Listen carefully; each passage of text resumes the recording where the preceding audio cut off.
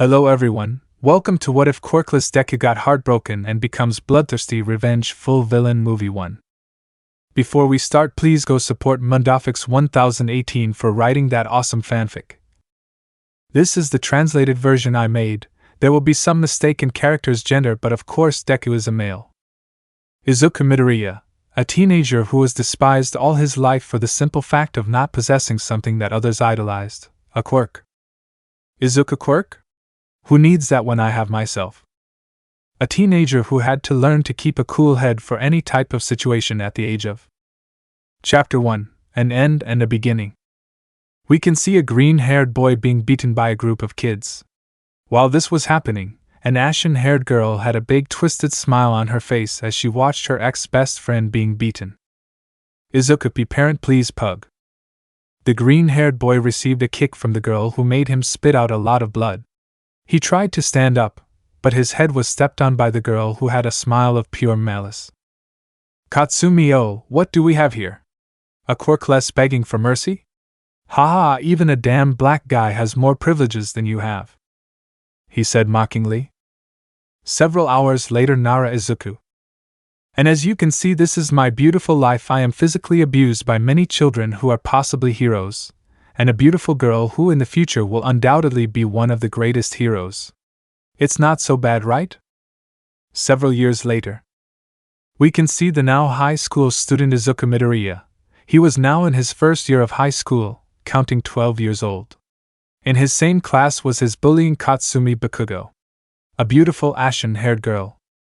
She had a lot of potential in the career of heroism. She had more potential to be an explosive psychopathic murderer. Since they discovered her quirk, she began to be arrogant, since everyone seemed to idolize her as the next symbol of peace, the next symbol of horrors, very pretty and all. But one thing was to see her and another thing was to meet her. In reality, Katsumi Bakugo was a damn psychopath who loved to see how other people suffered because of her. At first it was like a game, but then it became an addiction. In my opinion, she is a whore. Well, as you know, our protagonist is a complete idiot and also innocent. Thanks to this, he admires his ex-friend a lot, no matter how much harm she has done to him. Izuku fell in love with her, and therefore his innocence made an appearance. That same day 6/3/. That same day, Izuku was going to declare his love for her god. Why is he such an idiot? Izuku had already prepared everything, a bouquet of suns. His declaration was going to be after classes, so there would be no teachers or students, an exclusive reservation in the arcade lasting 2 hours, Coke included, and a small cake that he had made with the help of one of the caregivers. Did I mention that Izuku is an orphan? Right now, he was on the rooftop of his high school. Katsumi opened the door and saw Izuku standing with both hands behind his back. He was holding the bouquet of sunflowers, and apparently he had changed his clothes to look more cool, I guess. It was a greenish suit with a red tie and a white shirt. He got very nervous when he saw Katsumi and quickly blushed. My asshole. Katsumi, what the buck do you want? She said, quite stressed because she had just failed the last makeup exam of the most important math exam so far. Izuku, do you want to be my girlfriend? At first he stuttered out of nervousness, then he breathed heavily and screamed at the top of his lungs as he took out the bouquet of sunflowers and extended it with the best smile he could give. There was a long silence until the door opened. Several boys from his class and others came out. Many of them had cameras and cell phones that were recording. All those bucking brats surrounded Izuku and started insulting him.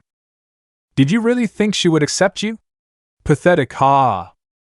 A quirk who dreams beyond what he can reach. I've never seen someone so stupid, ha ha! This is even more humiliating than what I was going through. Great, I'm finally part of the group. Dream, you idiot, dream. Those and more comments were what people were saying. While all this was happening, Katsumi had a twisted smile as she contemplated the suffering she was causing our green-haired boy. Katsumi, the one who makes him bleed the most will be able to kiss me, she said while smiling twistedly, since men always paid attention to her for being the most beautiful and the one with the most future in the entire school. When the men heard that, they quickly began to beat Izuku severely, some using their feet, others their hands, and a few using broomsticks they had borrowed from the janitors. 10 minutes later, We can see Izuku seriously injured. One of his eyes was completely purple, his lip was split, he had wounds, bruises all over his face. One of his teeth was broken. He had many broken ribs, his right shoulder was dislocated and many of his fingers were broken. On top of that, it seems like they were going to the arcade to spend the 2 hours pretending to be Izuku's guests. Katsumi watched this with a big smile of satisfaction and madness. All the men quickly saw Katsumi and opened a path for her that connected to Izuku's body. Izuku slowly and painfully began to get up. Since he couldn't support his hand due to his broken fingers, he couldn't see much due to his swollen eye, and the pain from his broken and injured ribs. All the men agreed there were about 10 of them and began to shout the typical word that Katsumi loved to say. Shine. Shine. Shine. Shine. Shine. Shine. Shine. Shine. Shine. Shine. All the psychopaths that Katsumi had gotten encouraged her to give her an explosion in Izuku's face. She raised her hand with all the adrenaline and euphoria she had from being treated like a queen and said, Katsumi, die, you bucking bastard, shiny. Izuku tried to dodge it, but all he managed to do was move aside.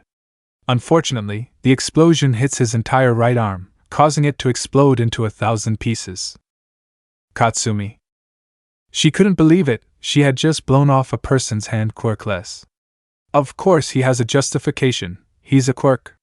That was Katsumi's twisted thought. She quickly turned to see the men, and saw the terrified face they all had. I'm leaving. Katsumi, wait, don't go, damn it, come back here. Excuse me, Katsumi, we don't know each other. I screamed as I ran off the rooftop. I'm not responsible for this. Katsumi, damn if they don't value themselves. He screamed with great fury while clenching his fists tightly. See you again. Ugh, I think they're calling me he said nervously as he left like the others. Once everyone left, Katsumi could be seen alone and Izuku's body as his only company. Katsumi, and now what do I do? God, God, God. She fell to her knees as she hit the floor of the roof hard. She made a decision and called her mother. Mitsuki arrived and saw the barely alive body of Izuku. She vomited when she saw the state of the green-haired man. Mitsuki W, what have you done? I asked in shock as I held back the urge to continue vomiting. Katsumi, I just wanted. Mitsuki stood up and with a furious look grabbed both of his daughter's shoulders and began to shake them. Mitsuki, you wanted what? To kill an innocent? They can take your custody for the shit you just did. When Katsumi heard the last thing, she quickly hugged her mother's foot while crying her eyes out. Katsumi, no, I don't want that, please. Mitsuki, there's no solution, now we'll do something, okay? But if you make a mistake like that again, I'll be the killer. She screamed furiously as she looked at her daughter with pure anger. Katsumi, oh okay. The two put Izuku's body in a very strong black bag that Mitsuki had for her grocery store. Katsumi and Mitsuki carried Izuku's body as if it were a sack of potatoes. When they left school, they put the body inside the trunk of the MILF's car.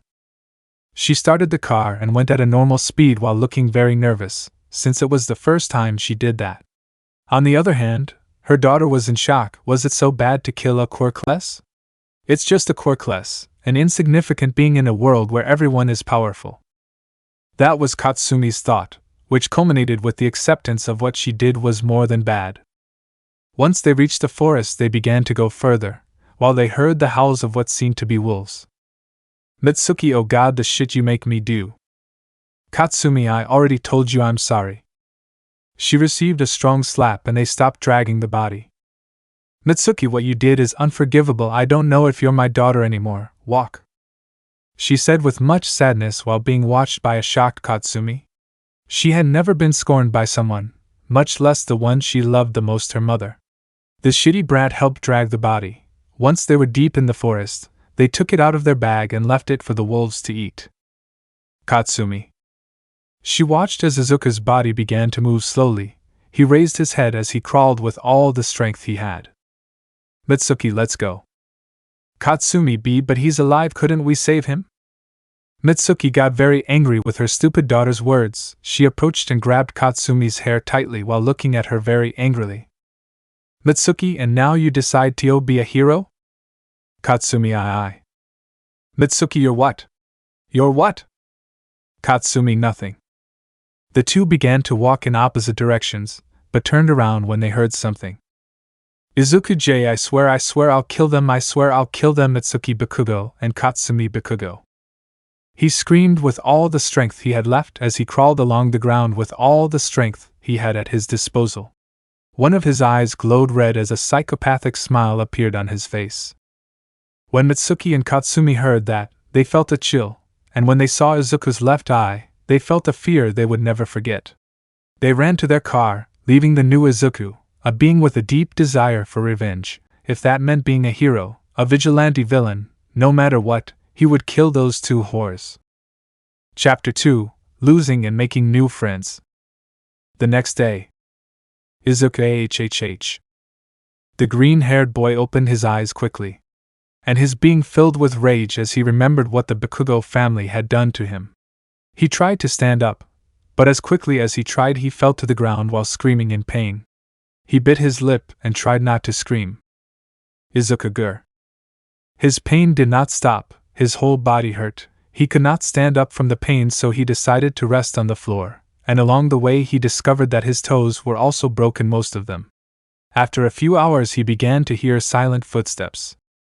Izuku turned his head with great difficulty and saw two wolves. Both were the same, only one was smaller than the other. Izuku instinctively tried to stand up and run, but quickly fell to the ground while feeling a sharp pain in his ribs. The wolves stood beside him and began to sniff him. Izuku thought it was his death, and he felt so helpless, as he swore revenge, but his words were going to fall on two hungry wolves. Each wolf landed on one of Izuku's legs and began to drag him. Izuku thought they were taking him to a cave where more wolves would eat him.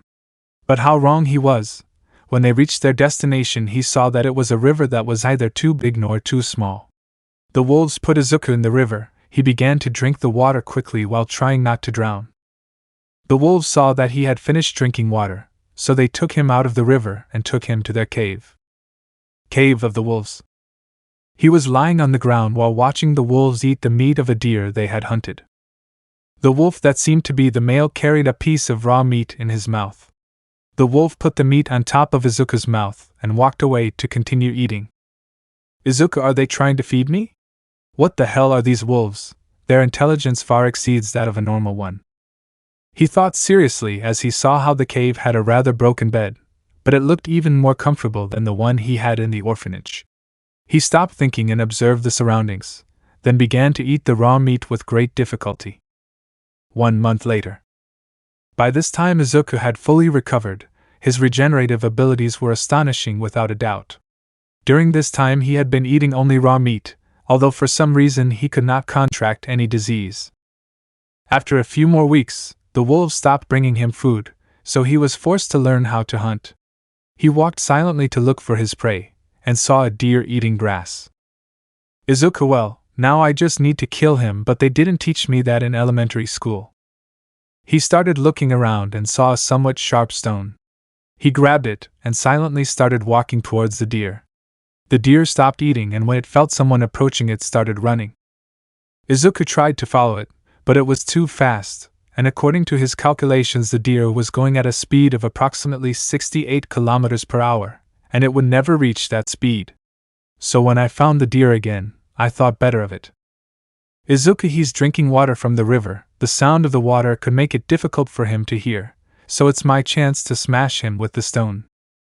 He began to walk as quietly as possible while crouching down. The deer didn't hear anything until crack. Izuku stepped on a branch that alerted the deer. Before it ran away, Izuku mounted the deer while holding it tightly with his only hand.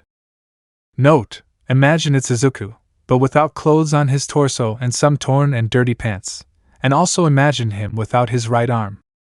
He reached out with his legs and bit the deer's neck to hold on. He grabbed the rock tightly with his only arm, the left one, and started hitting the deer's head multiple times until the deer's head split open and he fell dead. The deer fell with some force, but it was nothing serious, and he got up without much difficulty. He carried the dead deer to his cave and shared it with the wolves. Izuku tried to light a fire, but he was unsuccessful and proceeded to eat the meat that was on the deer's ribs. 1 month later. And so another month passed, where Izuku hunted and shared food with the wolves, and he also began to train with what was in the forest, since he loved that place, and he didn't want to see anyone other than his 2 friends. Izuku became antisocial. But there was something that ate away at his soul. The memories of Katsumi's abuse wouldn't leave his mind. Every damn night he dreamed of the moment where they all beat him up. This made him release a lot of anger, and he started hunting for fun. It was like his therapy. His training consisted of running through the forest without stopping, improving his hunting techniques, and exercising with some rocks that were in the area. 1 year later. Izuku's behavior was beginning to become more and more psychopathic. He loved to see how his hand was covered in the blood of the victim he had just hunted. He had even trained brutal ways to kill his victims while hunting. He was no longer the same boy with a smile like that of a hero. His smile reflected madness, and he only smiled when killing his prey. The wolves noticed this, and for some reason they began to get closer to him. Sometimes they hunted together, and always devoured their prey raw. Even when Izuku learned to make fire, he continued to eat raw meat. It was as if the wolves recognized him as part of their pack, as if Izuku were a wolf. The 2 wolves had a cub. Izuku was very excited because he considered the wolves as his family, and now that they had a cub he could consider him a brother. Whenever he hunted, he separated the richest part of the meat to give it to his brother. Days later. And so many days passed, but on one of those, he went hunting and returned a little late because his prey ran too fast. When he returned to the cave, he could see the footprints of a bear on the ground. He began to run quickly, and when he entered, he saw the cursed bear killing the female wolf, while the male wolf lay dead on the ground. Izuku, damn. He started running towards the wolf while holding a sharp stone in his left arm. The bear dropped the dead body of the female wolf and turned its attention to its new opponent. The bear started running straight towards Izuku while he did the same. The bear tried to tackle him, but Izuku jumped and landed on the bear's back, then began hitting the bear's head with his rock. But at one point the bear began to move abruptly, causing the rock to fall out of Izuku's hand. Izuku fell to the ground. The bear did not waste that, and with one of its front paws began to step on Izuku's chest with great force, making him scream in pain and spit blood. Izuku ahhhh. He screamed in pain as his eyes turned white for a few moments. He used all his strength and managed to get away. The bear opened its mouth trying to bite Izuku's head. But he had other plans. He put his arm inside the bear's mouth. The bear did not waste that, and began to bite Izuku's arm strongly while he screamed in pain. He began to bite the bear's neck with all his strength, causing a lot of blood to begin to fall from the bear's neck. Who would bleed out first, Izuku or the bear? It was a battle of endurance. At the end, the bear died, and on the other hand, Izuku fainted from the loss of blood caused by the bear's bite. The next day, Izuku woke up and saw the dead bear, but he didn't care about that. He only carried the dead bodies of those who had been his friends for that whole year. With a sadness that invaded his heart, and with a lump in his throat, he buried the wolves on the side of the cave, and using a wooden board that he polished himself, he wrote, "Here lie those who taught me the value of survival." He went to gather his things from the cave, and saw his brother lying on the ground while shaking slightly. Izuku quickly ran and hugged the last thing he had left besides his revenge. He left the forest, taking the puppy with him. After a couple of minutes of walking, they finally left the forest and followed the path that said, Mistreated front. When Izuku arrived at Mistreated, his look changed, and his breathing was more like when he was hunting. "Izuku, after so long I returned to this damn city," he said with hatred in each of his words, even releasing a killing attempt that made almost everyone around him tremble with fear. "Hey, your presence scares the civilians, idiot. If you want to release your sorrows, you better go to a bucking bar." He turned his head and saw the top 5 rabbit heroine, Mirko. She was pointing at him, while smiling fiercely and somewhat grateful for his own comment. "Izuku, and you, who the buck are you?" When Mirko heard that, she was shocked. There was literally no one who didn't know her. She was even recognized worldwide in almost every country as one of the strongest and most lethal women in the world. Mirko, you really don't know me? Izuku, no. Mirko, the Great Rabbit heroine? Izuku, I had no idea it existed. Mirko, the top 5? Izuku, I only remember All Might. Mirko, the strongest woman in Japan? Izuku, well, it's Ryukyu. Mirko, TSK, that bitch, don't you recognize this pose? He said as he brought both of his arms to his head and smiled at her form. Izuku, no. Mirko, have you been living under a cave? Izuku, well, maybe, it depends on how you see it. Mirko was surprised. He had really lived under a cave, damn what balls. She even found him somewhat attractive, since his serious expression made him look cool. To normal people he looked like a villain. Note: imagine that the right sleeve of the shirt and the jacket are hanging, because in case you don't remember, Izuku lost his arm due to so much pain and in the chat. He had taken it, on loan, from someone who was passing by to pee near the forest. Mirko saw how a wolf cub climbed up to Izuku's head. Note: imagine that the big wolf is Izuku. Mirko was surprised by the little wolf, and gave him some tenderness and tried to touch him, but his hand was quickly hit by Izuku, pushing him away in the process. Izuku, don't touch my brother. When Mirko heard brother, he was surprised again. There are not many people in the world who take a wolf as a brother, do you know? Mirko, your brother? I don't give a buck, hump. She started running away to continue patrolling. Izuku, ugh, she fell at my feet. Little wolf, meow, I say, oh wolf. Take 2. Izuku, how disrespectful, he didn't even say goodbye, TSK, bucking fake heroes. He said, quite angry, since during the year he was in the cave, his mind reflected many things, like that almost all the heroes were fake pieces of shit that only cared about money, sleeping with women, power and more, and that only All Might was a true hero. Oh my idiot. He walked around and explored the city, never going beyond his neighborhood, and never going downtown since no one invited him because he was a quirk. His next goal was to get an apartment and raise his brother. Chapter 3: The Alley Massacre. After walking for many hours, Izuku finally found a job. It was simple. He just had to carry some packages that he had been forbidden to open for an unknown reason.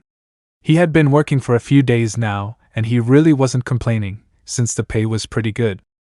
At this moment he was carrying several packages that he had put in a backpack that had been given to him. The backpack hung from one shoulder. He had a black t-shirt, and some somewhat torn jeans, since he had saved the elegant clothes for special occasions. Izuku, will this be the place? What do you say, Ragnar? Ragnar, wow. It was the bark of the wolf that was on Izuku's back. Izuku, I guess you're right. I should be more careful since this alley seems dangerous. He said calmly as he walked into the alley. He looked around and saw many beer bottles lying on the ground, some broken. A couple of men passed out of alcohol and drugs, and some with signs of having fought. Izuku, this doesn't look good. Ragnar, grr. Ragnar began to growl when he saw several shadows. Izuku turned his head and saw the same silhouettes that were getting closer until he discovered that they were a group of men who were armed with baseball bats, knives, and one with an axe. Boss, so this brat was the competition? Said a rather tall man who had a lot of beard and hair like a Viking. Behind this man was a large group of hooded and armed people. Yes, sir. Izuku, who are you? Her attitude changed completely. She spoke with Ragnar very freely and happily, but he had just said those words with a coldness and a look similar to that of a wolf. Boss, don't get big on us, boy. Give us the drugs and get out of my alley, he said with an air of superiority, while smiling fiercely. Izuku, drugs? Those bastards tricked me. That's why the good pay. I'm stupid. I should have realized it sooner. Izuku, I don't see you pissing or shitting or scratching the walls. So how do you confirm that it's your territory? His eyes began to analyze the situation. He was in a dead end, surrounded by a group of what could be thugs. At that moment he began to think of many ways to kill them quickly while his eyes became like those of a wolf. Boss, you're something special, I see. Bucket, kill him and throw his body in the trash. All the villains started running against Izuku, some with strong quirks like press, it can generate pressure on the opponent, making the pressure reach from 50 kilograms to 100 kilograms, although the time is very limited, since it can only be maintained for 3 seconds, and the time it waits to use it again is 1 minute. Blink causes the user to stop being seen for 1 second. If you keep it continuous, it looks like it is blinking, hence the name. Puto heals his teammates who are within a 20 radius. Although it is not as powerful, it can regenerate the energy of his teammates and increase their fight time. Izuku began to run against one of the villains, but suddenly he felt a strong pressure that made him kneel. This caused him to receive a strong blow from one of the villains that caused a wound across his cheek. Izuku ate pressure quirk, but from what I see, in a few seconds he felt his weight completely normal, so at great speed he grabbed the hand of the villain who had just hit him, and ripped it off with monstrous force while smiling sadistically. The villains who saw this were scared, but when they saw their boss they had no choice but to continue attacking. One of them seemed to disappear and appear, making many of their movements unpredictable at the last moment. Izuku received one of the blinking villain's blows, then grabbed him tightly by the neck. The villains tried to kill him, but he used the villain he had holding by the neck as a shield. After a few seconds the villain finished dying, so he threw him as a distraction and began to massacre the villains with his hand, his legs, and his teeth. 10 minutes later, Izuku had already finished off all the villains, and now he was looking at their boss. Izuku, why are you so calm if I have defeated all your lackeys? He asked with a serious look, although inside he was excited in a psychopathic way while licking some of the blood that was near his mouth. The blood was not his. Boss, don't sing victory, he said as he pointed behind Izuku. The aforementioned turned to see what he was pointing at, and watched as the villains began to quickly get up. Izuku, it's probably his fault, he thought as he watched someone standing behind everyone while stretching his hands to the sky. The villains finished getting up and looked at Izuku with great anger. Izuku, I'll finish this quickly, he said as he cracked his neck. He started to run against the villains, and they also ran against Izuku. Just because they are up doesn't mean they are recovered, was Izuku's thought that started a second massacre. After many minutes, Izuku was seen covered in blood. In front of him was the one with a healing quirk. Please don't kill me. Izuku grabs the villain's head and rips it off along with his spine. This action caused the ground to fill with more blood than there already was. It was a bucking massacre. Note: imagine that it was with your left arm, and that you don't have a right arm. Izuku turns around and sees the boss of the villains. His eyes resembled a wolf watching his prey while he had a somewhat creepy smile. Boss, why are you staring at me so much, huh? Sorry, but I'm letting you know that I'm not gay, he said in a joking and at the same time superior way, while looking at Izuku. Izuku, I only see my prey. Do you feel so bad about dying at the hands of a 13-year-old teenager? Boss, don't party early, brat. The two ran at each other. The villain threw a right hook that Izuku blocked with his left forearm, but the forearm jumped up for some second blow that Izuku couldn't see. Izuku, when do I hit my forearm for the second time? Izuku received a strong kick that sent him flying a couple of meters, although again he felt a kind of second blow that damaged him more. Izuku, I don't understand his quirk. Is it super speed? Some invisible force? I have many doubts, but no answers. He couldn't think any more as he had to dodge a kick from the villain. He took advantage of this, and with his left hand he grabbed the villain's leg and began to slam him against the floor with brutal force. The man kicked Izuku's head and he received it again as if a second blow had hit him, causing some blood to come out of his head. Izuku, I get it now. His quirk allows him to duplicate a movement by 2, like punches, kicks, or when he starts running. He couldn't think anymore, since the villain's attack sent him crashing into a wall. Boss quirk, double strike. This quirk allows him to duplicate a physical action as if it were 2 actions in one. Using it excessively can cause his shoulders to dislocate. Izuku gets up to wait for the villain's first attack. He began to dodge all of the villain's attacks, making sure that no blows affected him. This caused the anger of the criminal, who began to despair. The boss threw a very careless and desperate blow, without any technique. Izuku dodged it and bit the right side of the neck, then tore off a large piece of flesh that made him bleed in droves. Izuku, I just have to wait for him to bleed out, and I will win this fight. He thought with some seriousness, and then ate his enemy's flesh. The villain was shocked by this, but he downplayed it and began to attack him. His blows were getting slower and slower, allowing Izuku to counterattack many times. At one point, Izuku manages to deflect an attack from the villain, then deliver a strong knee to his ribs, breaking them in the process. Boss, yuck. The criminal spewed a large amount of blood as he fell to his knees. Izuku, anything to say? He asked with a sadistic smile as he watched his prey bleed profusely from the neck. The villain was getting angry and angry, until he pulled out what looked like a syringe with a black liquid. Boss, you won't beat me, you damn bucking boy. The villain stuck the syringe into one of his veins. When he did that, his breathing changed and his chest began to inflate and deflate as if it were a balloon. Izuku, what's wrong with him? His presence is changing completely. He thought seriously as he watched the villain's body deform, and his brain opened up disgustingly. On one side of the brain 2 eyes began to grow, and on the other side the same, giving him a horrible and disgusting appearance. Izuku, Halloween was yesterday. Don't get excited about candy, you're already like 40 years old. First name. Before Izuku could say anything else, he had to dodge a strong blow that was headed straight for his head. Izuku, his speed is monstrous. I can't hold back anymore. He tore off all the clothes from his torso so they wouldn't get in the way, and threw away his backpack that was being protected by Ragnar. His physique that he showed was quite good and for many enviable. He had a small smile of excitement as he watched his rival. Note, imagine that he is posing on the other side, and that he has no right arm. Izuku, well, entertain me. He began to run towards the Nomu with great speed, then threw a kick that the Nomu covered with his forearm.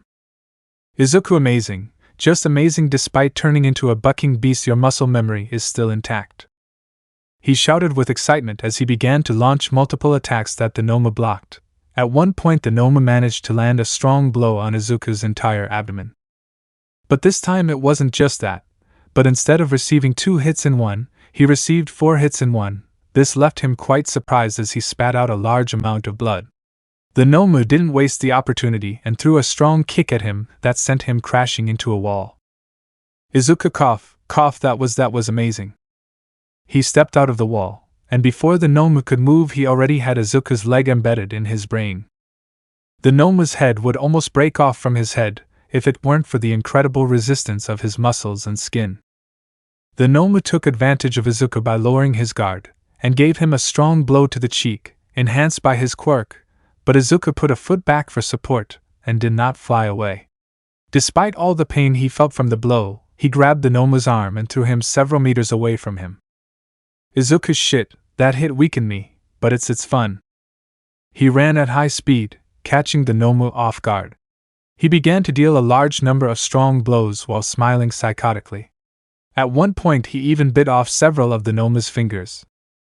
A couple of minutes later, we can see Izuku quite injured, but with a sharp look and a smile full of madness as he looked at the Nomu who was beaten to a pulp. Izuku, oh, I see you've reached your limit. Did you also have as much fun as I did? Nomu, yuck. The Nomu vomits a large amount of blood as he kneels. Izuku saw this and smiled as only he could do. Izuku, tell me you had fun. He kicks the Nomu's head hard, making it explode into 1,000 pieces while staining the entire alley. Ragnar, wow. The dog came out from where he was, and seemed to be asking for food. Izuku, are you hungry? Hey, here, I'll give you something. He said as he approached one of the many dead bodies there were, then tore off a hand and gave it to Ragnar, who received it happily. What the buck? He turned his head and saw the horrified heroine Mirko. She raised her head and saw a person without clothes on his torso. The guy was running away while he had a backpack and a dog on his back. The heroine started chasing him while they jumped over buildings. She had a bit of a hard time since she was wearing normal clothes because it was her day off. The chase didn't last long as the heroine caught up with him and kicked one of his legs, destabilizing him and making him fall. Mirko, this guy, he killed many criminals wanted for selling drugs and murder, despite that the simple fact that he killed them makes him a disgusting person. The boy stood up with his gaze on the ground.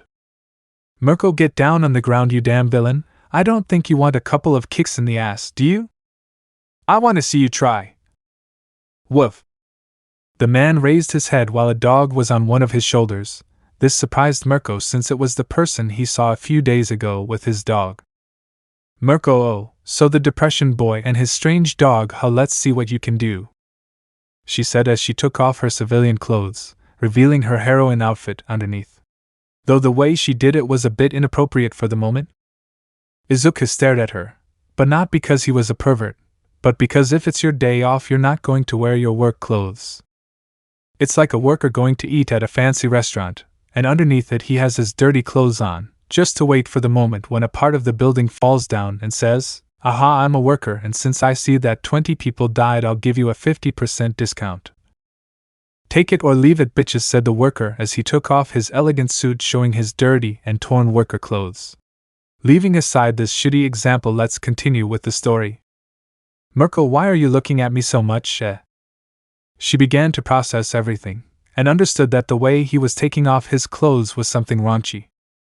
"Mirko, it's not what you think," he said as he tried to explain what he was doing. "Izuku, I know, just change your clothes because I have to shit." After a few seconds Mirko finished changing. The two started the fight where Izuku was being humiliated. Mirko's speed, skill, and way of fighting was far superior to the wild and aggressive way that Izuku used. Izuku saw an opening, so he threw a strong kick straight to Mirko's ribs. But what he didn't expect was that she took the blow full on, and then caught Izuku's leg with the strength of his biceps, forearm, and a bit of his shoulder. Izuku fell into his trap. Mirko put all his weight on his left foot, and with the other he gave a strong kick to Izuku's member. Izuku hhhhhh. He screamed in a heartbreaking way as he fell to the floor. He began to writhe in pain while covering his lower part with both hands. "Izuku, time. While he was writhing on the floor, Mirko began to think about a couple of possibilities for the future. Mirko, good footwork, speed and strength like a beast, good stance, way of attacking is like that of an animal, good reflexes, quite stupid.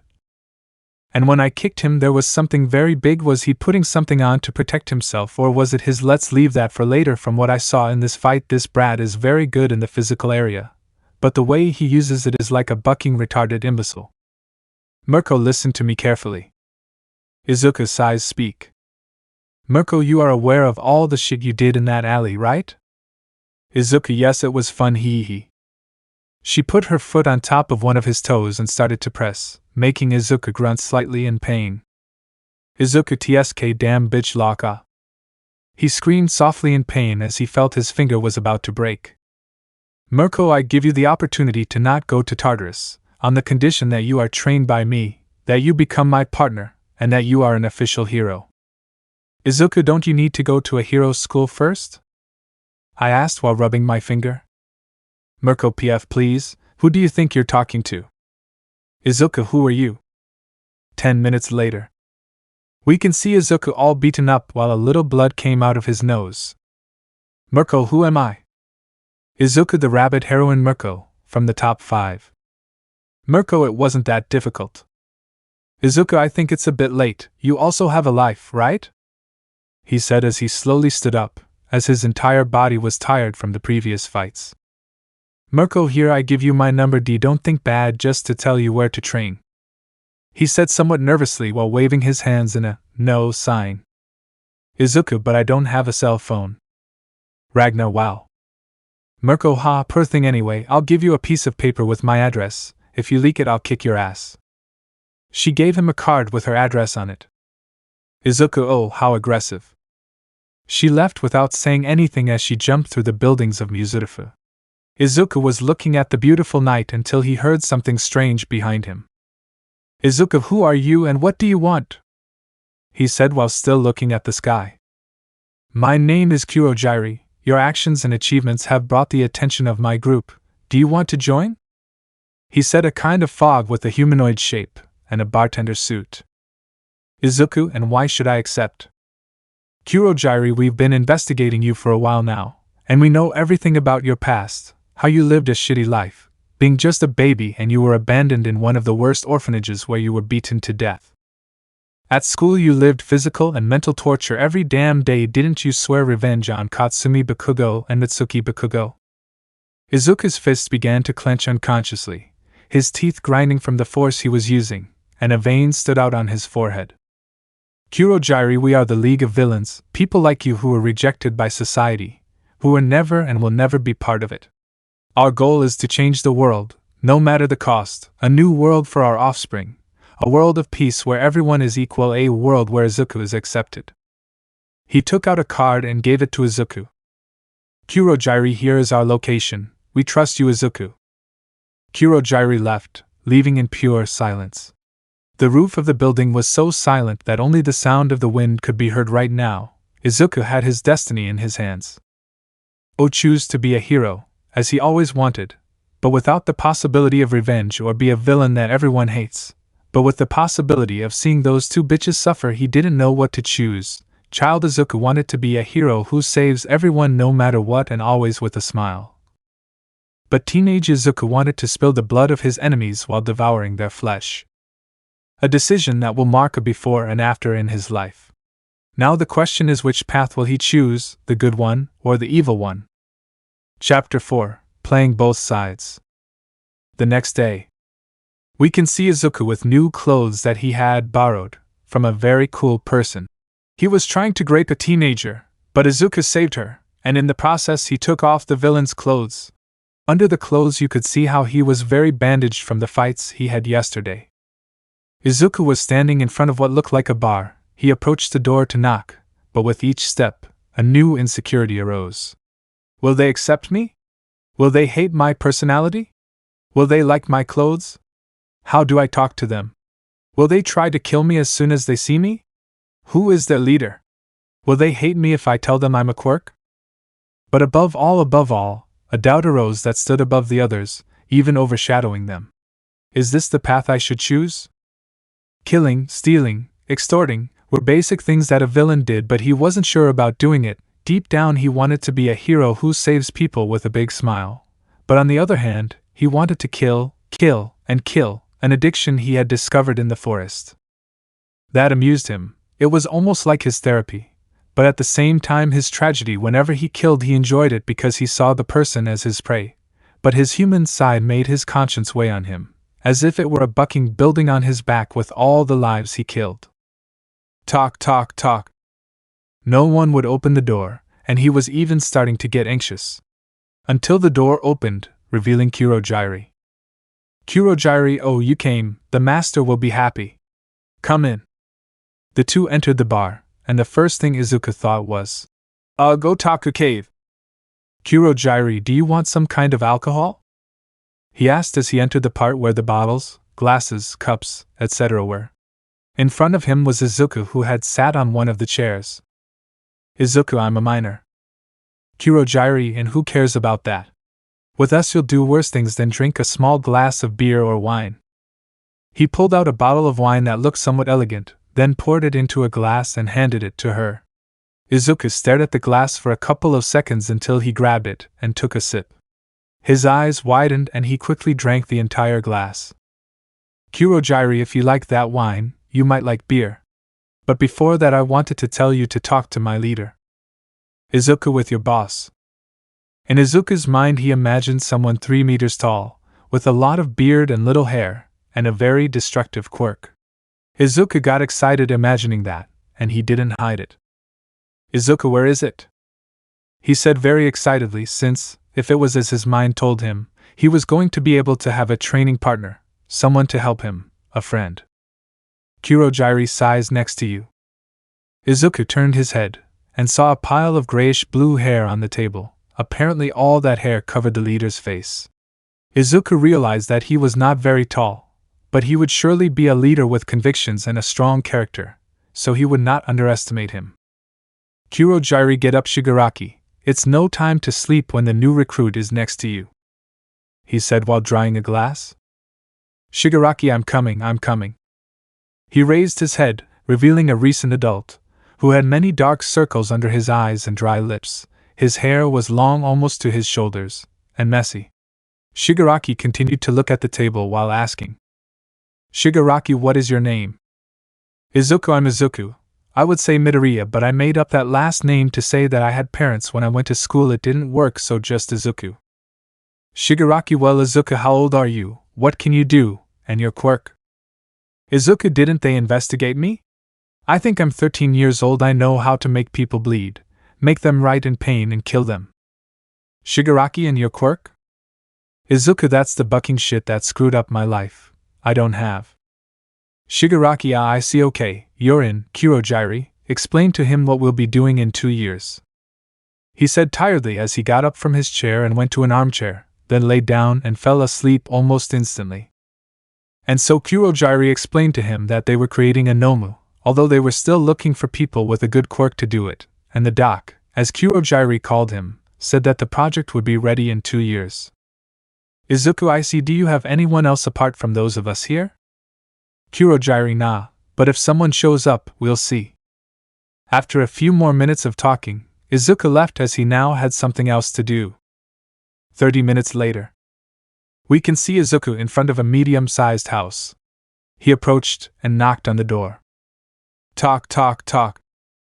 Every time I touched, a thought came to mind. Was it right to do this? Would he ever get caught? Would it count as treason for the villains? But one thought overshadowed them all. If I do this, would I be a hero and a villain at the same time? The door opened, revealing Mirko in normal clothes.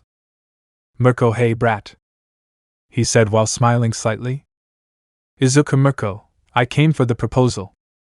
Mirko, well, you chose well, and when I'm not at work, call me Rumi. Izuku, okay.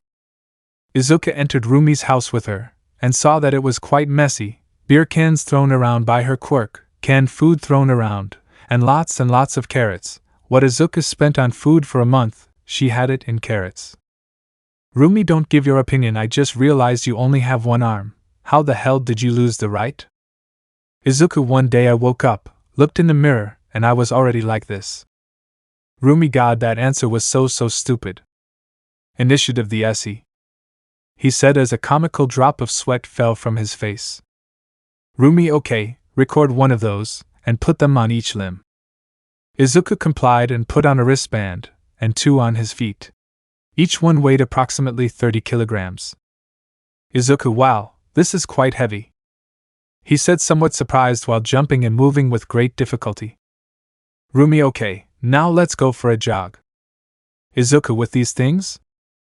Rumi, what the buck did you think? You were going to buy the bucking bread? No, we're going to train.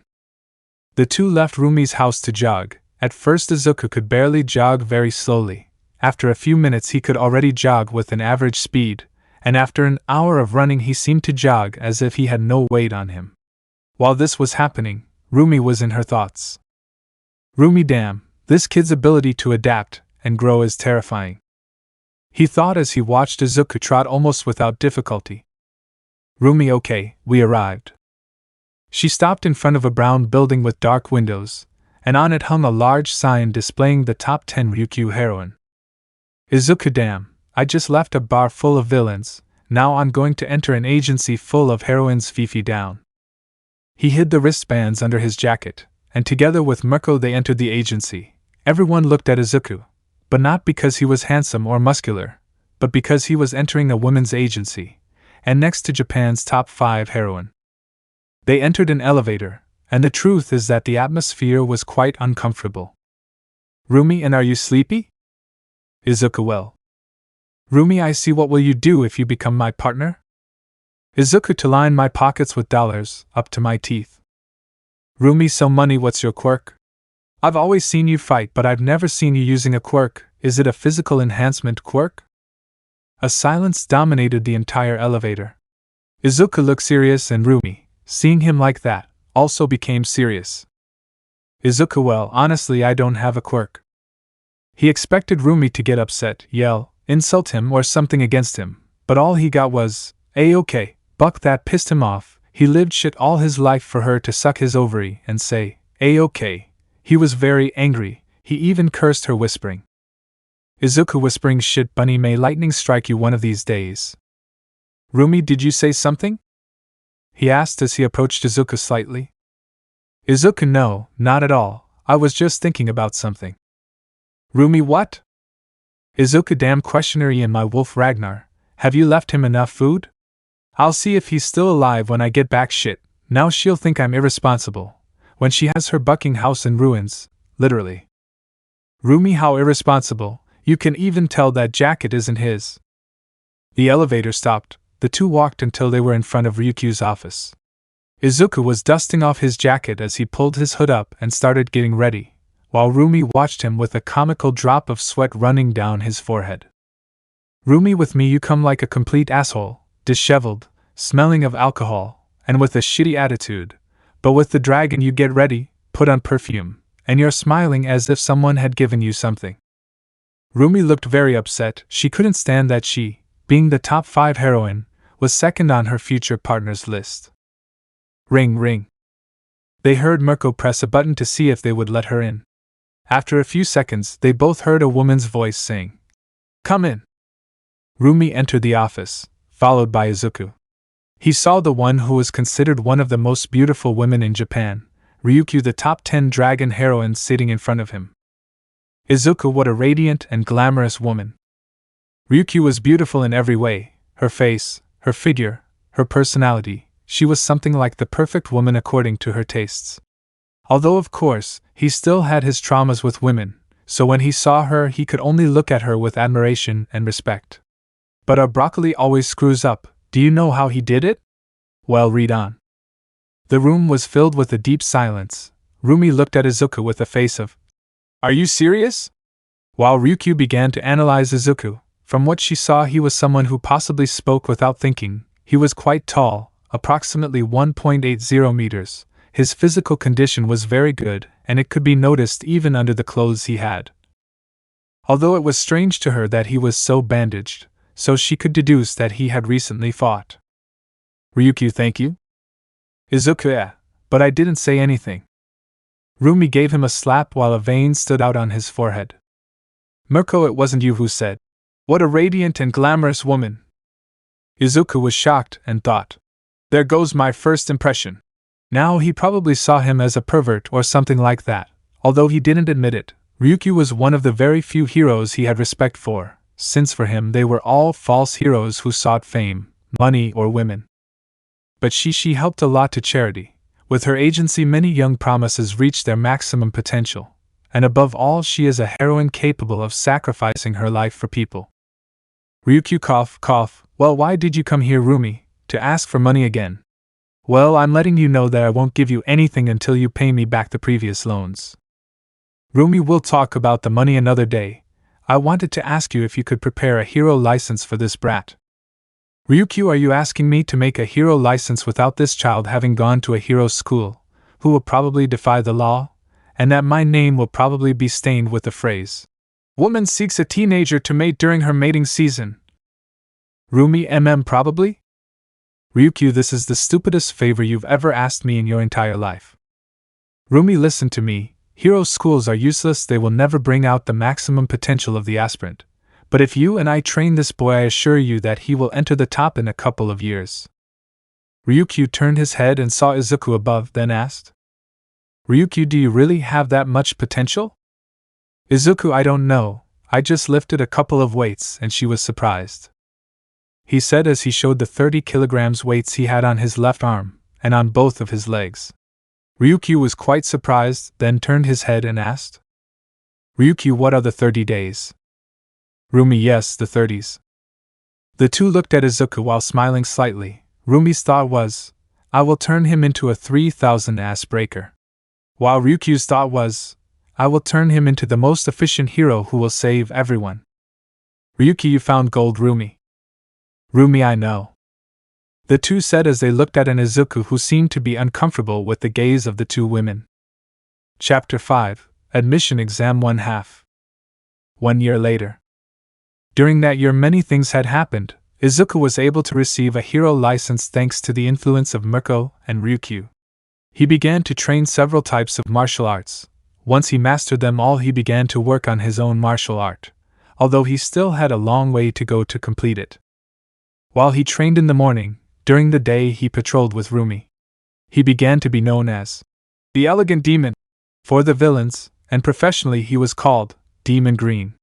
He was known as such because he always walked around in an elegant suit, but with an aura of death in which some villains swore they saw a demonic wolf.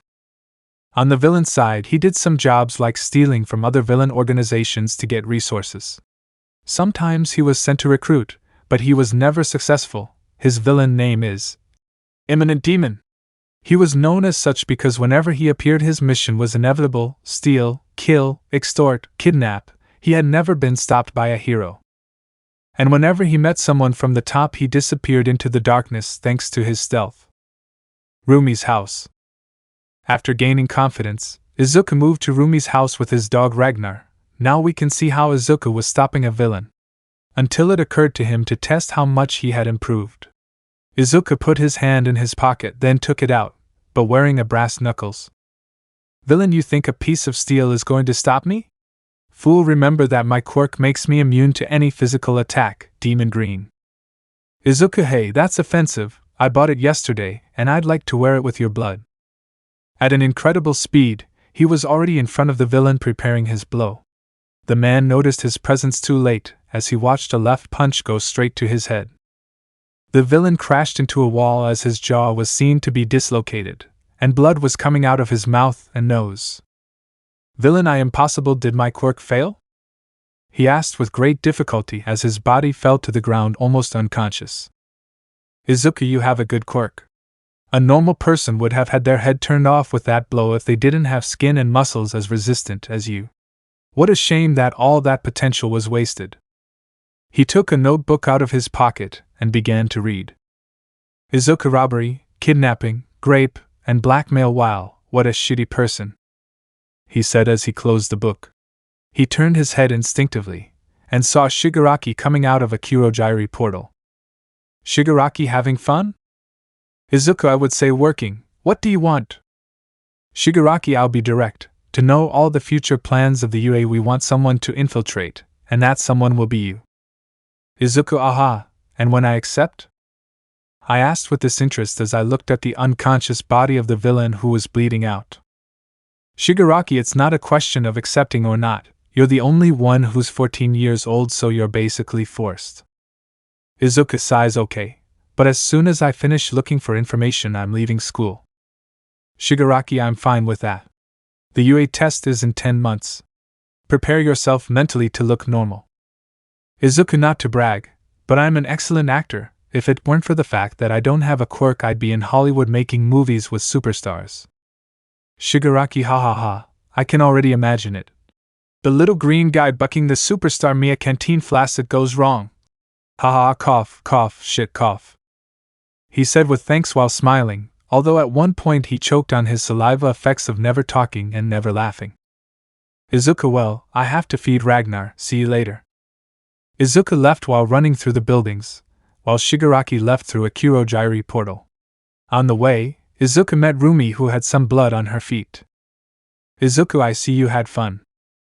Rumi, and you are not far behind, it seems that you even killed him, he said as he watched Izuku carry a villain who looked more dead than alive. Izuku, details, hey, I think I'll go to UA. Rumi, but what the hell are you going for? You already have a license. Izuku, let's say I woke up inspired, he said as he put his hand on his chest, and the sunlight along with the wind made it look like he was recording a movie. Rumi, tsk, let's go.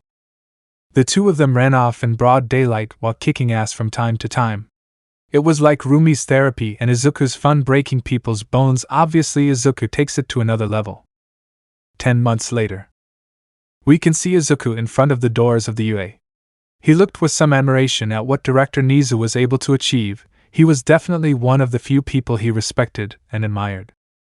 Izuku, wow, how magnificent, it is a construction splendid. Move, you moron. A cocky teenager walked by as he pushed Izuku around like he was inferior to him. Izuku couldn't stand it, his eyes lit up in fury.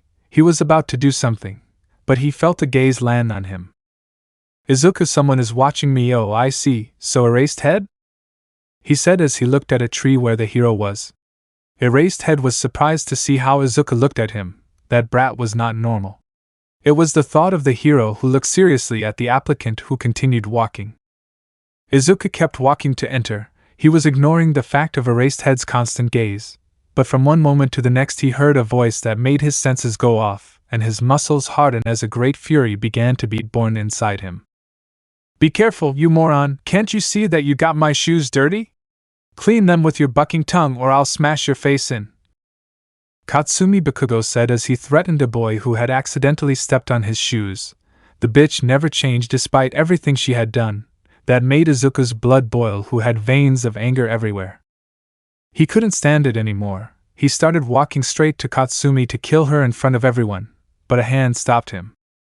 "Aizawa, I don't know what you're trying to do against that girl, but I assure you that it's not what you really want." "Izuku TSK, what do you know?" He removed his hand from Erased Head and entered the academy to take the test while being watched by Nizu from the cameras. 20 minutes later. President Mike was explaining about the two tests, until someone interrupted him insolently and started talking.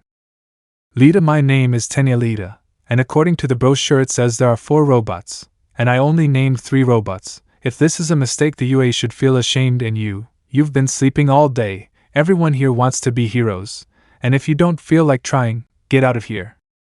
I shouted angrily. All the shouting Lita was doing was bothering the other participants, who looked very uncomfortable.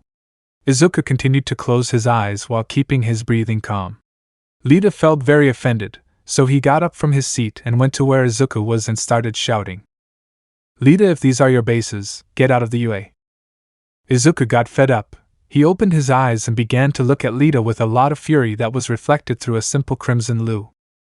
That was not a day that he had had a good time. The woman he hated the most was enjoying her life, as if she had never tried to kill him, and a man stopped her from killing her. That look made Lita break out in a cold sweat, and she took a few steps back in fear. "Izuku, do you need something?" A strong chill ran through Lita's entire body. Quinn simply said no, and then went back to his seat. 10 minutes later.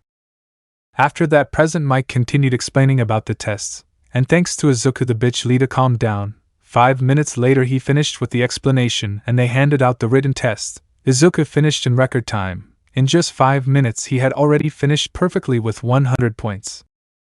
These were benefits of not having had a social life in years. 1 hour later. The other people had already finished the test, and each group went to their fake city. Since there was the fake city from A to F, Izuku had been assigned to City C, and thankfully for his own good, Katsumi was not there. All the applicants looked at him strangely since his attitude was not suitable for battles. "Hey, you look ridiculous."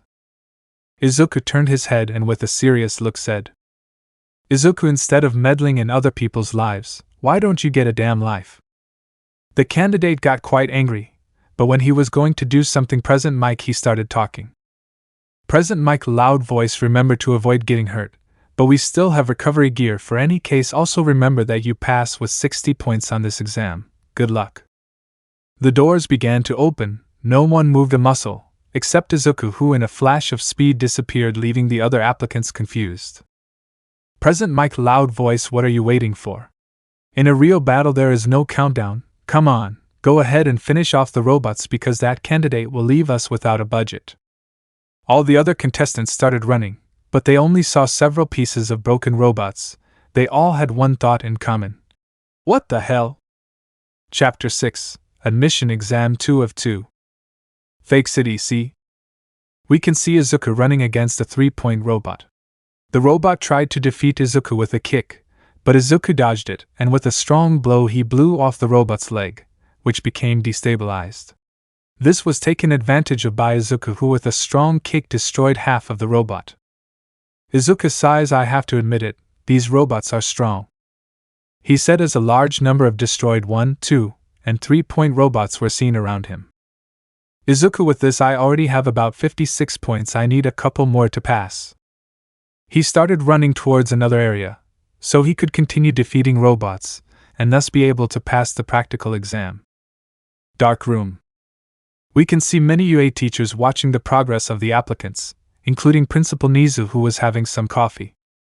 The director put his cup of coffee aside, then turned his head to one of the teachers and asked, Niza, who are you interested in this year, Vlad?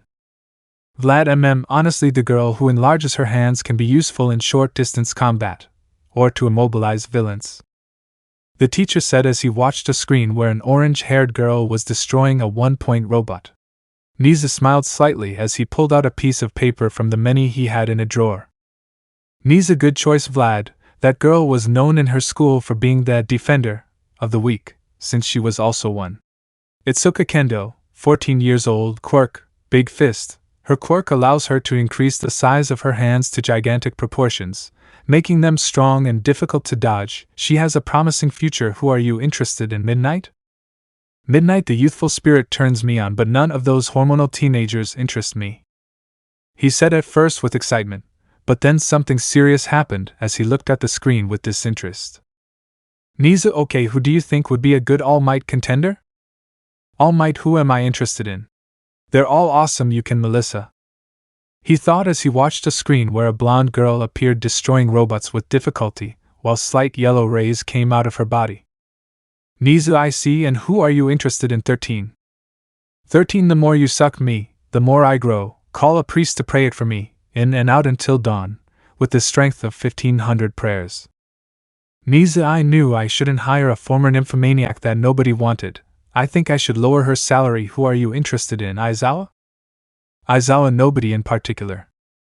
He said as he searched for someone on the cameras, but there were so many cameras and images that he couldn't find him. Niza noticed that, but decided to ignore it to ask two guests. Niza, who are you interested in, Ryukyu? But before that, why aren't you wearing your hero costume? Ryukyu, because the beggar here points to Mirko told me that we were invited when I was buying meat. He said as he lifted a bag that was filled with what seemed to be all kinds of meats. Mirko stood up from his chair and began to defend himself. Mirko, it's because I had to train the brat. Oh, what? Are your possessive hormones coming out? He said while smiling. Ryukyu, you're lying. Midoriya-kun told me he was going to sleep early. She screamed as she stood up from the chair. The two of them began to approach each other, as many veins stood out on their foreheads. Niza, train? Midoriya? Who are you talking about? He began to search his drawer desperately while being watched by the teachers who had a drop of sweat on their heads. Ryukyu, and you don't need to look for it, she said somewhat nervously, since her fake file stated that she had a quirk called physical enhancement. But Niza had all the original medical records of each student who applied. Niza found the sheet and opened it to start reading the information. Aizawa, where is that student? Mirko, the one over there, he said while pointing with his finger. Aizawa sighed, and then Ryukyu said, the last one on the top right. He saw the screen. Aizawa, he's the intimidating brat, so he was trained by Mirko, huh? Niza returned the papers to their folio and put it in the drawer, then closed it and sighed. Vlad, is there something wrong with the boy? Niza, something like that 14-year-old Izuku Midoriya, a teenager who was basically outcast and beaten his entire life for being a quirk, with no parents, therefore an orphan, and completely alone, disappeared at the age of 12. And his last sighting was on the rooftop of XXXXXX school, where strangely a large amount of blood was found scattered all over the place. And now here he is, at the entrance exam, after more than 2 years missing. Mirko, that bucking idiot, his arm, his psychopathic way of defeating villains, everything he lived through and never told me. Could it be that he doesn't trust me? She thought, a little depressed as her ears fell. A hand rested on her shoulder. Turning around, she saw her friend, who also seemed to be a little sad.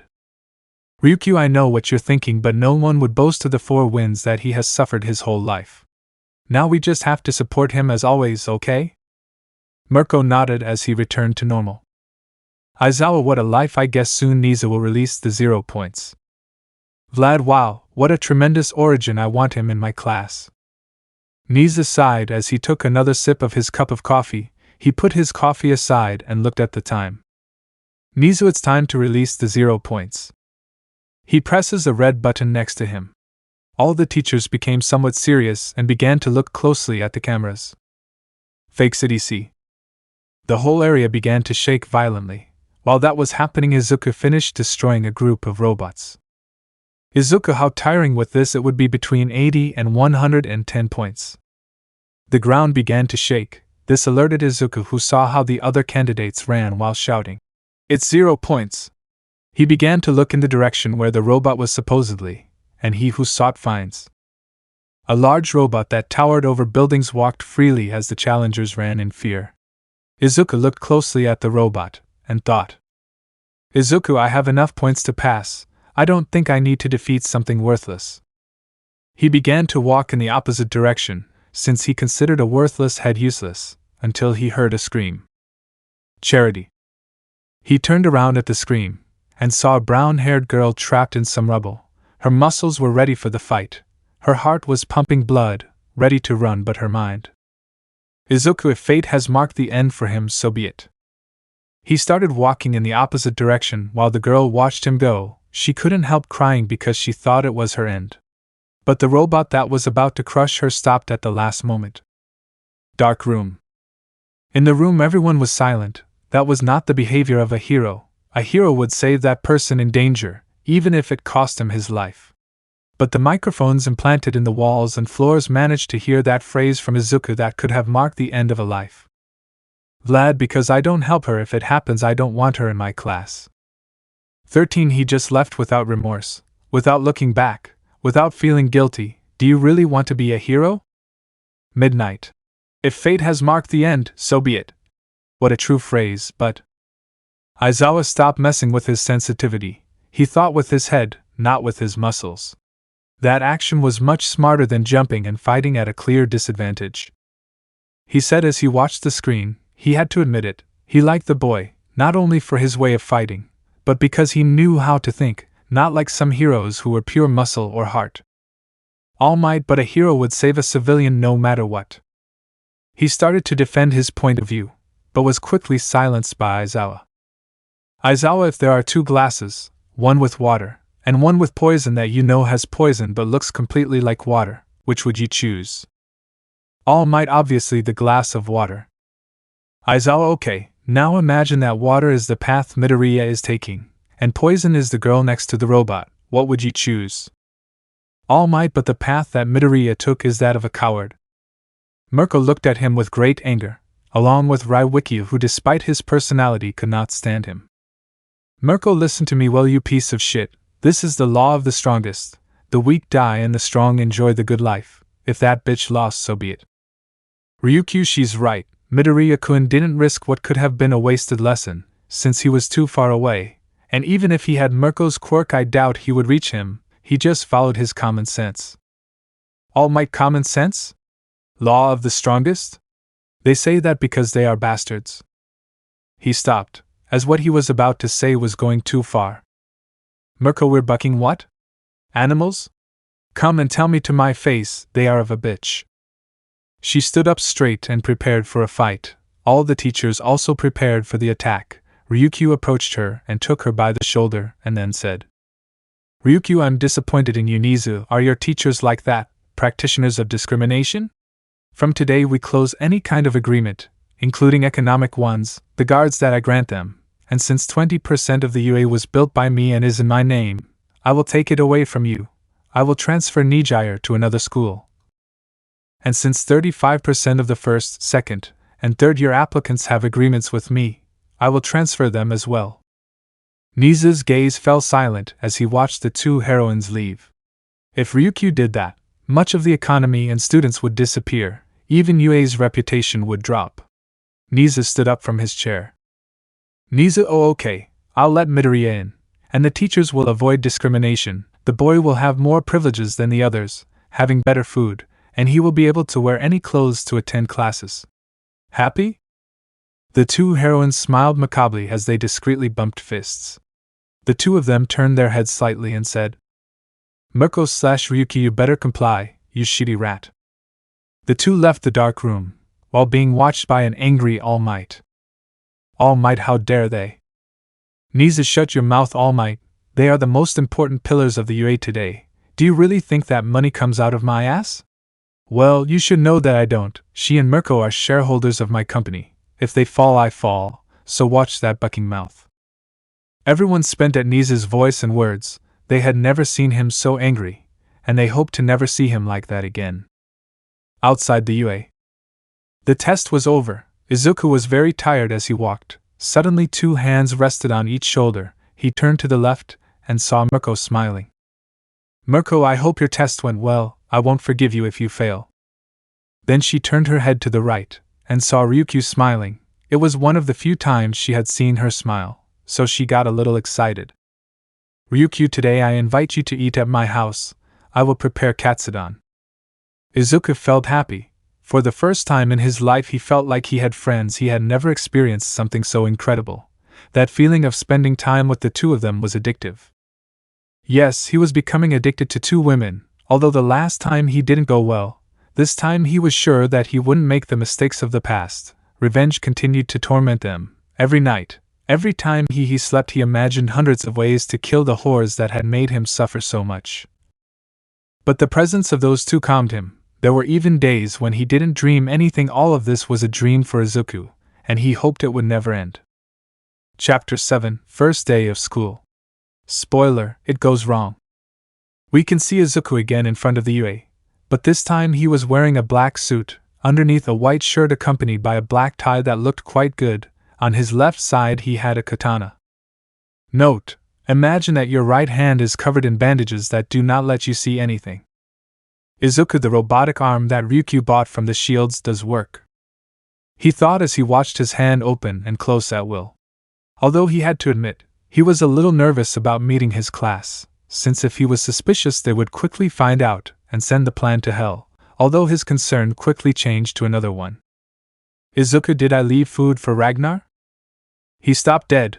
After a few seconds he started running towards Mirko's house to give food to his wolf, since Mirko would be out all day for his job, and Ryukyu never passed by Mirko's house. 30 minutes later, training camp A. We can see an ashen-haired girl throwing a metal ball that was accompanied by a strong explosion that propelled her into the skies. Wow, that throw was great, said a red-haired man who had hair that was a bit messy, so to speak. This was Ejiro Kirishima, a boy who based his decisions and personality on how manly such a thing was. Lita, an excellent launch.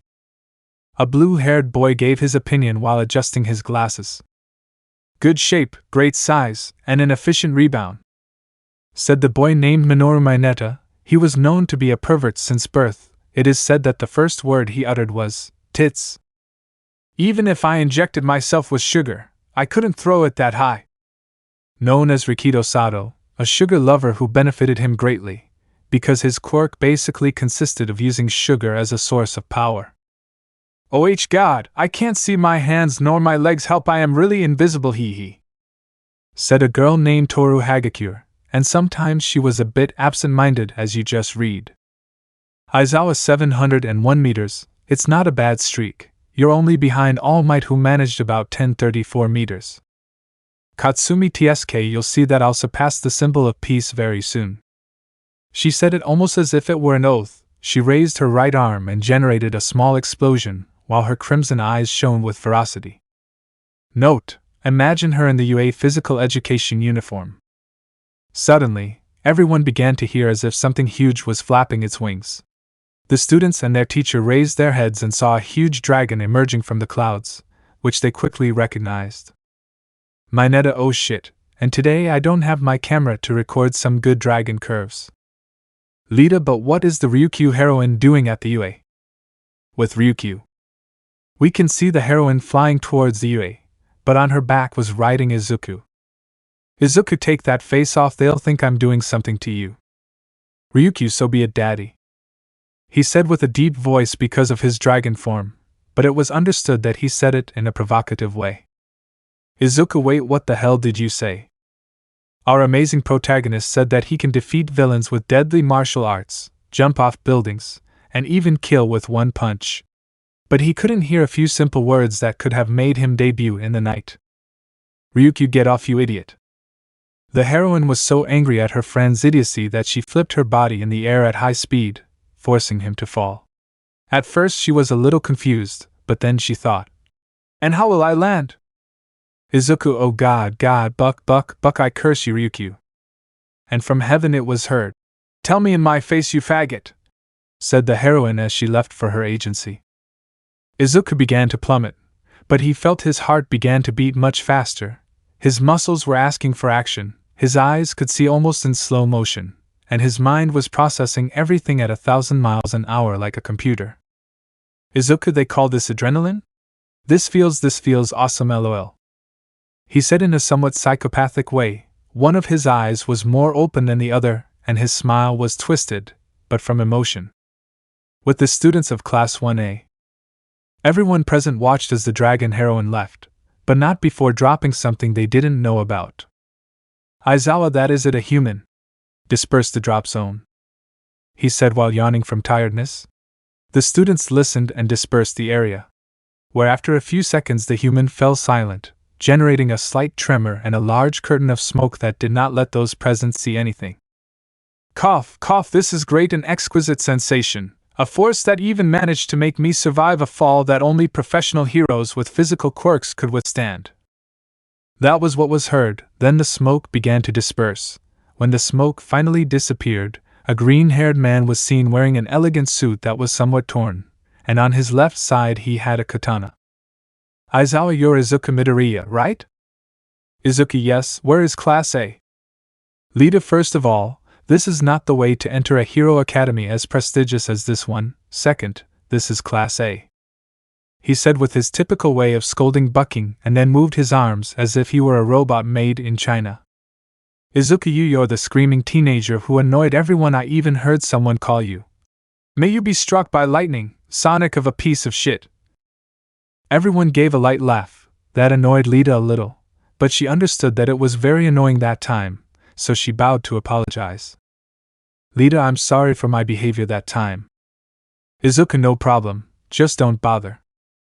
Lita, well, I wanted to talk to you about something. That is not the uniform, and students cannot carry knives.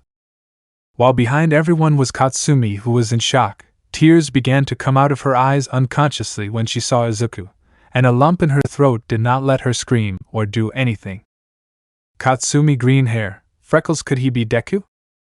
She thought, still in shock. She couldn't move a single muscle. Until Izuku's gaze fell on her. A great killing attempt settled throughout the training field. The students were sweating coldly while they could barely move.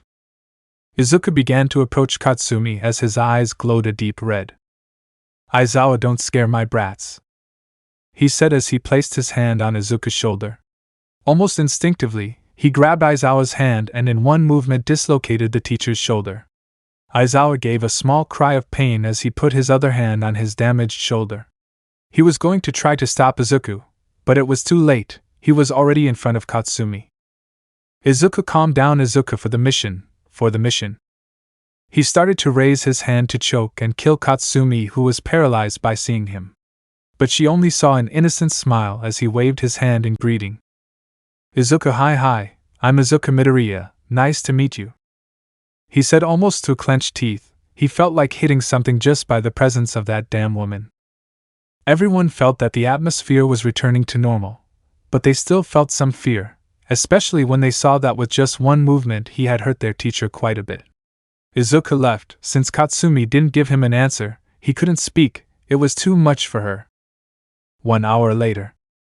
And so an hour passed, where Izuku and his companions began to do the tests that Aizawa sent, where Izuku broke everyone's ass. He even broke other records made by All Might. When the last test came, throwing the ball, he managed 1038 meters, and thus breaking at least 3 All Might records. Then he spent his day in the different classes that the UA presented. In the end, he could not talk to any of his classmates because he was very closed, and they seemed to be afraid of him. Izuku, great, there goes my first impression. Maybe I should have prepared myself to look more normal, like Shigaraki said, he said while eating at a table where he was alone. Suddenly, a blonde-haired boy approached his table. Monoma, hey you're from Class A, right? Izuku, I think so, I don't even care anymore, he said boredly as he put his head on the table. Monoma, if this is what the students of Class A are like, I can tell you right now that Class B will destroy them, the bucking moron said with an air of superiority, as if he were the best in the entire UA. Izuku, get a life and stop screwing around. He began to settle down at the table while closing his eyes, until he felt water falling on his head. Monoma, ha, what's wrong? It looked like you were missing a bathroom. His face was grabbed by Izuku's big hand. The aforementioned began to hit Monoma's head against the table while being recorded by all the students.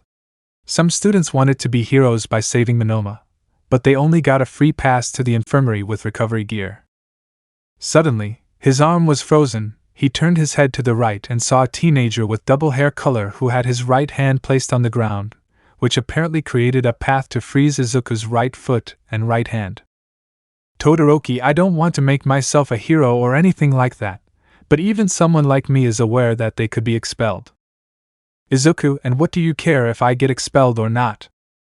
He said, annoyed as he continued to grab Monoma by the neck, but little by little he began to get away because of how frozen Izuku's hand was, until he finally managed to escape.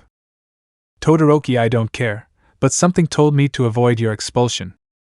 Izuku, the next time you freeze a part of my body I will complete your scar, he said with some anger, as he broke the ice with little difficulty. Izuku was leaving the dining room, until he heard something. Loud voice, Student Midoriya, please report to the principal's office. Izuku, shit. He cursed as he walked towards the principal's office, somewhat dejected, having probably sent the infiltration mission to hell. A good first day, right? Let me know in the comments below if you guys want the next part. Also check out my other video that has been shown and left. Thank you for watching. If you enjoyed this video please like and share this video. And have a fantastic day. Bye.